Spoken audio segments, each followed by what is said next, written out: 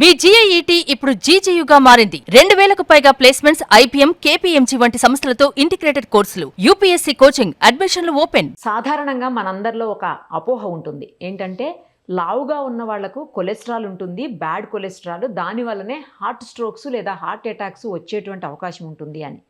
కానీ అదంతా నిజం కాదు.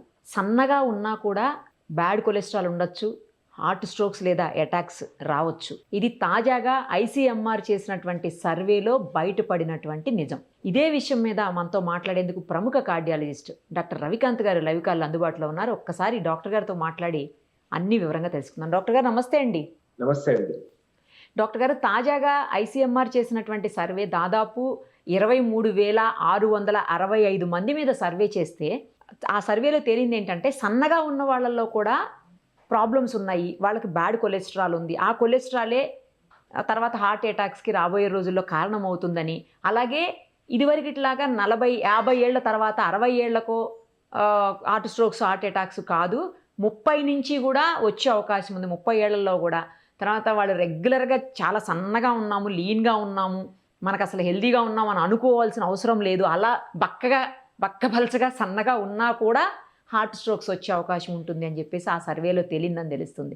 సో లిపిడ్ ప్రొఫైల్ టెస్ట్ అనేది ఎవ్రీ ఇయర్ ఖచ్చితంగా 25 ఏళ్ళు దాటిన అందరూ చేయించుకోండి అని చెప్పేసి ICMR సర్వే ఒక సజెషన్ ఇస్తున్నటువంటి పరిస్థితి.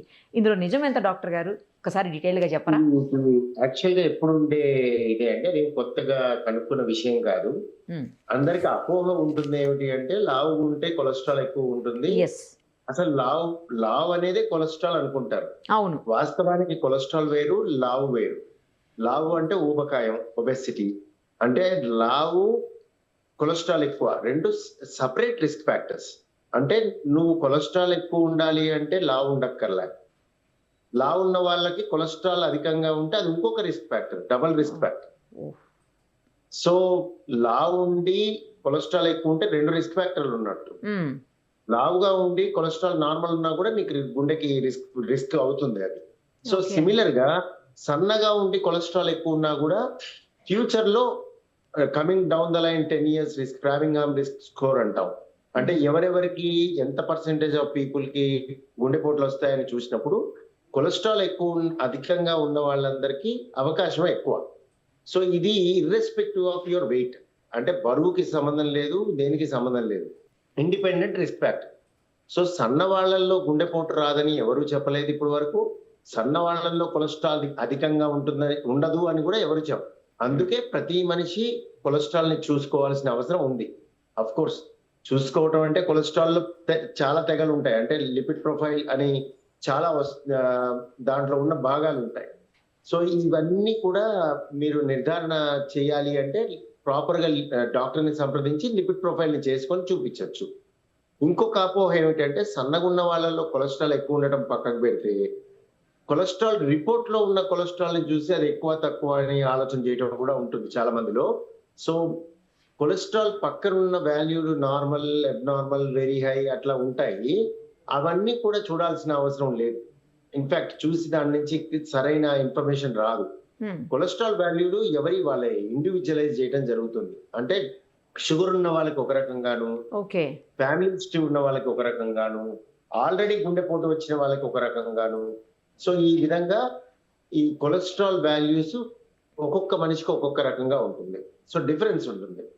సో అందుకని ఒకటి, సన్నగా ఉన్న వాళ్ళల్లో కొలెస్ట్రాల్ అధికంగా ఉండదు అనేది అపోహ. సన్నగా ఉండి కూడా కొలెస్ట్రాల్ ఎక్కువ ఉండొచ్చు, ఒకటి. 2, కొలెస్ట్రాల్ ఎక్కువ ఉండటం అనేది వాల్యూలు బట్టి చెప్పేది కాదు, ఇండివిజువలైజ్ చేయాల్సిన పరిస్థితి ఉంటుంది. అంటే ఒకళ్ళకి 250 అనుకుందాం, 250 అని ఒక ఆర్బిటరీ ఫిగర్ చెప్తున్నాను. ఈ 250 ఒక మనిషికి చాలా ఎక్కువ అవుతుంది, ఒక మనిషికి నార్మల్ అవుతుంది. సో అది ఎలా నిర్ధారించాలి అంటే దానికి రిస్క్ ఫ్యాక్టర్స్ ని కలుపుతాం.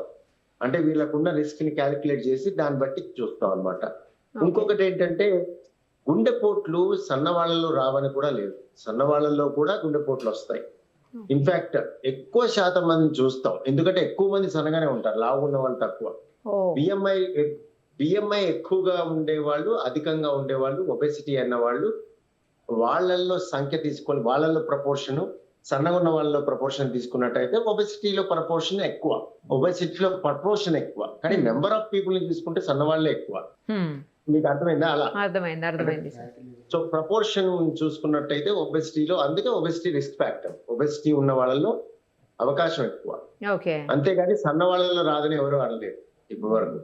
సో సన్న వాళ్ళు జాగ్రత్తగా ఉండాలి, వాళ్ళు కూడా జాగ్రత్తగా ఉండాలి, లావు వాళ్ళకి సన్నపడాలి. అది ఫైనల్ గా కొలెస్ట్రాల్ ఇండిపెండెంట్ రిస్క్ ఫ్యాక్టర్, సన్నదానికి సంబంధం లేదు. అండ్ సన్న వాళ్ళు భయపడకూడదు కూడా. సన్నగా ఉన్నాం కదా, సన్నగా ఉంటే మనకు గుండెపోటు వస్తుంది అనుకోవడం తప్పు, అది కూడా కాదు. అయితే డాక్టర్ గారు ఇంకొకటి ఏంటంటే ఈ మధ్యకాలంలో దగ్గర 80% అబోవ్ ఫ్యాటీ లివర్ తోటి బాధపడే పరిస్థితులు ఉన్నాయి. సో అది కూడా ఏమన్నా హార్ట్ స్ట్రోక్ కి లేదా అటాక్ కి మార్గం అంటే అవకాశం దారి తీసే అవకాశం ఏమన్నా? మంచి క్వశ్చన్ అండి. ఫస్ట్ థింగ్, ఫ్యాటీ లివర్ అనేది ఒక ఎపిడమిక్ లాగా ఎక్కువగా ఉండటం చూస్తున్నారు, అది కరెక్టే. కానీ అంతకు మించిన అబ్జర్వర్ వేరియేషన్ ఉంటుంది. అంటే ఈ అల్ట్రాసౌండ్స్ చేసే వాళ్ళ మీద కూడా ఆధారపడి ఉంటుంది. ఫ్యాటీ లివర్ అనేది ఎక్కువగా ఇవ్వటం కూడా జరుగుతుంది. అంటే వాళ్ళకు ఉండకపోయినా కూడా కొంచెం బార్డర్ లైన్ లో ఉన్నప్పుడు ఫ్యాటీ లివర్ అనేస్తారు. సో ఫ్యాటీ లివర్ ఉందా లేదా మొదటి క్వశ్చన్. రెండు, ఫ్యాటీ లివర్ ఉంటే ఎంత గ్రేడ్ 2నా, గ్రేడ్ 3నా, గ్రేడ్ 4నా, గ్రేడ్ 1నా? తర్వాత దీంతో పాటు ఫైబ్రోసిస్ అంటే కరెక్ట్ గా చెప్పాలంటే దెబ్బ తగిలినప్పుడు కాలిపోయినప్పుడు అంత ఇట్లా పక్కన అయిపోతుంది చూడండి, హీల్ అయినప్పుడు, అది ఫైబ్రోసిస్ లాగా. అంటే చిన్న గడ్డలాగా కట్టేసినటువంటి పార్ట్ అంటే లేదు, ఇలా గుజ్జులాగా అయిపోతుంది.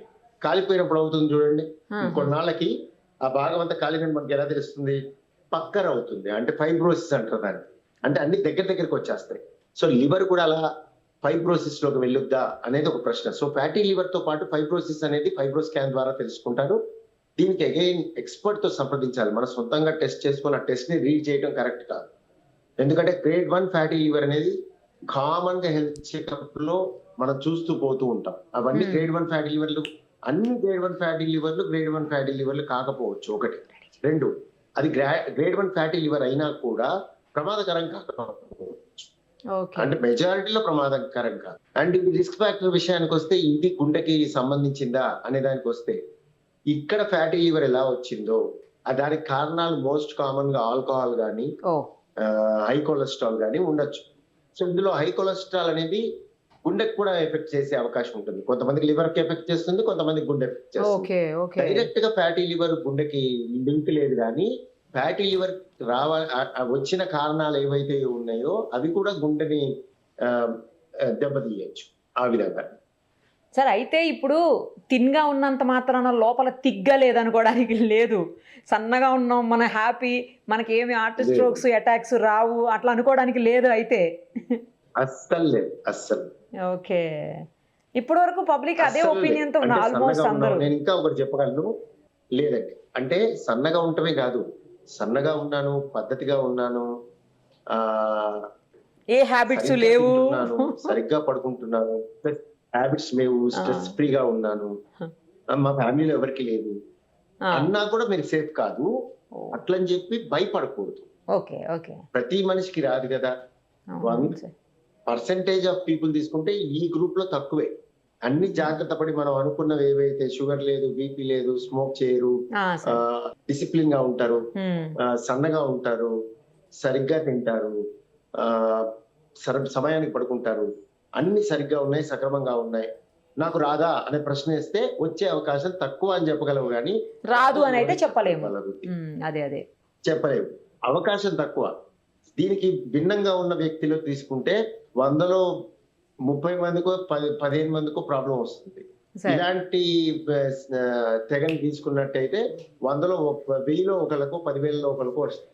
సార్ ఇప్పుడు మామూలుగా నార్మల్గా ఈ హెల్త్ చెకప్స్ కావచ్చు, లేకపోతే మాస్టర్ హెల్త్ చెకప్ అని, బాడీ హెల్త్ చెకప్ అని రకరకాలు ఉన్నాయి కదా. ఇలాంటి టెస్ట్లన్నీ కూడా ఇయర్లీ వన్స్ చేయించుకోవాలి అని చెప్తుంటారు. దాంతోపాటు ఏంటంటే అది 40 అబోవ్ వెళ్ళిన వాళ్ళకు. బట్ ఇప్పుడున్నటువంటి కండిషన్స్లో 30-35 తర్వాతనే కంపల్సరీ చేయించుకోండి ఇయర్లీ వన్స్ టెస్ట్లు, ఎస్పెషల్లీ లిపిడ్ ప్రొఫైల్ కంపల్సరీ చేయించుకోండి అని చెప్తున్నారు. నిజమేనా సార్ ఇది? అంటే లిపిడ్ ప్రొఫైల్ చేసుకోవటం కంటే ముఖ్యము ఇవి కావు, ఇవి చేసుకోవాలి కరెక్ట్. కానీ సంప్రదించాలి. డాక్టర్ని సంప్రదించకపోతే ఎన్ని పరీక్షలు చేసుకున్నా వృధానే. వేస్ట్. ఎందుకు అంటే చాలా మంది దాన్ని వాళ్ళు చదువుకొని అది నార్మల్ అనుకొని ఒకళ్ళు ఎక్కువగా ఉందనుకొని కంగారు పడిపోవడం జరుగుతూ ఉంటాయి. సో వైద్యుని సంప్రదించడం చాలా ముఖ్యం. అంటే మీరు చేసుకున్న పరీక్ష సరైందా కాదా, అంటే లిపిడ్ ప్రొఫైల్ అనే కాదు అసలు అది మీకు అప్రోప్రియేటా, అది కాకుండా వేరేవి చేయాలా, ఒక్కొక్క మనిషికి ఒక్కొక్క రకంగా ఉంటాయి. ఇంకోటి ఈ పరీక్షలు హెల్త్ చెకప్ అనరు యాక్చువల్ గా, ఇవి యాన్యువల్ బ్లడ్స్. హెల్త్ చెకప్ అని మీరు ఎప్పుడు అనాలి అంటే జనరల్ గా మీరు కొలనోస్కోపీ 45 ఏళ్ళు దాటిన వాళ్ళకి health checkup, mammography, Pap smear women లో, బ్రెస్ట్ ఎగ్జామినేషన్, ఇవి హెల్త్ చెకప్స్. అవి యాన్యువల్ గా చెప్పిన విధంగా ఒక ప్రోటోకాల్ విధంగా పోతాయి. అవి హెల్త్ చెకప్స్. ఇవన్నీ యాన్యువల్ బ్లడ్స్, సంవత్సరానికి ఒకసారి బ్లడ్ టెస్ట్లు. వీటిని హెల్త్ చెకప్ అనకూడదు వాస్తవానికి. సో వీటిని ప్రివెన్షన్ కి వాడతారు. అవి క్యాన్సర్ స్క్రీనింగ్, హెల్త్ స్క్రీనింగ్. అది ఇది స్క్రీనింగ్ టెస్ట్ కావు. ఫ్యూచర్ లో వ్యాధి రాకుండా ప్రయత్నం ముందే పట్టుకొని రిస్క్ ఫ్యాక్టర్స్ ని పట్టుకొని మనం గ్రహించి వాటిని ట్రీట్ చేయటాన్ని. అవి ఏంటి యాక్చువల్ స్క్రీనింగ్ టెస్ట్లు, అవి హెల్త్ చెక్ కింద వస్తాయి. ఓకే, రైట్ డాక్టర్ గారు, చాలా మంచి ఇన్ఫర్మేషన్ ఇచ్చారు. Thank you so much.